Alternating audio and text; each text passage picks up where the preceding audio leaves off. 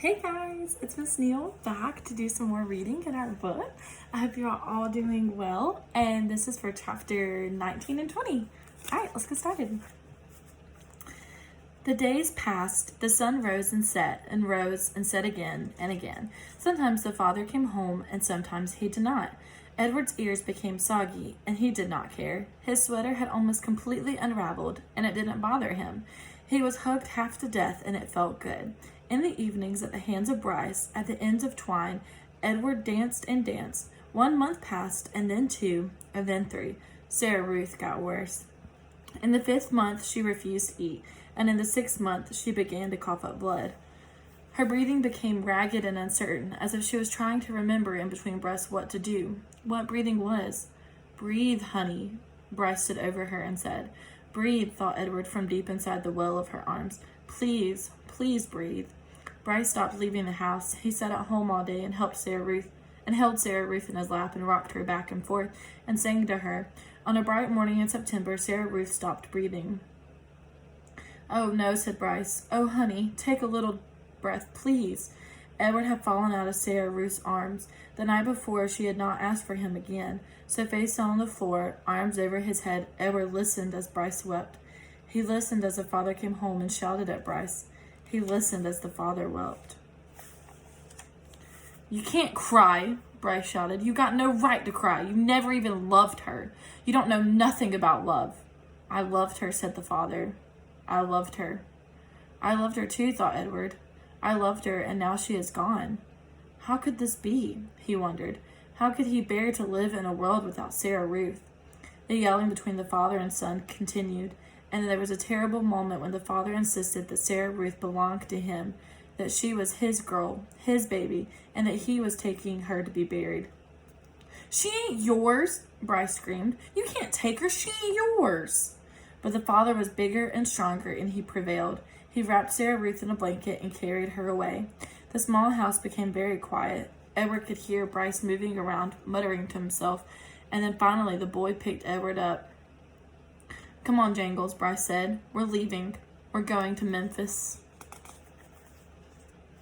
Chapter 20. "How many dancing rabbits have you seen in your life?" Bryce said to Edward. "I can tell you how many I've seen. 1. You. That's how you and me are going to make some money. I seen it in the last time I was in Memphis. Folks put on any kind of show right there on the street corner, and people pay 'em for it. I seen it."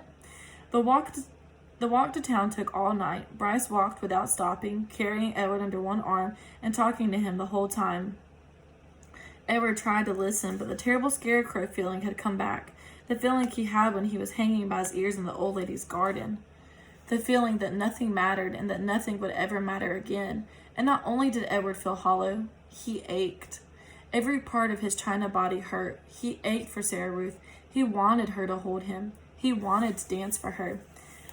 And he did dance. But it was not for Sarah Ruth. Edward danced for strangers and on a dirty street corner in Memphis. Bryce played his harmonica and moved Edward's strings, and Edward bowed and shuffled and swayed, and people stopped to stare and point and laugh. On the ground in front of them was Sarah Ruth's button box. The lid was open to encourage people to drop change inside it. "Mama," said a small child, "look at that bunny. I want to touch him." He reached out his hand for Edward. "No," said the mother. "Dirty." She pulled the child back away from Edward. "Nasty," she said. A man wearing a hat stopped and stared at Edward and Bryce. "It's a sin to dance," he said, and then after a long pause he said, "It's a particular sin for rabbits to dance." The man took off his hat and held it over his heart. He stood and watched the boy and the rabbit for a long time. Finally, he put his hat back on his head and walked away. The shadows lengthened. The sun became an orange, dusty ball low in the sky. Bryce started to cry. Edward saw his tears land on the pavement, but the boy did not stop playing his harmonica. Excuse me. He did not make Edward stop dancing. An old woman leaning on a cane stepped up close to them. She stared at Edward with deep, dark eyes. "Pellegrina?" thought the dancing rabbit. She nodded at him. "Look at me," he said to her. His arms and legs jerked. "Look at me. You got your wish. I have learned how to love, and it's a terrible thing. I'm broken. My heart is broken. Help me." The old woman turned and hobbled away. "Come back," thought Edward. "Fix me." Bryce cried harder. He made Edward dance faster.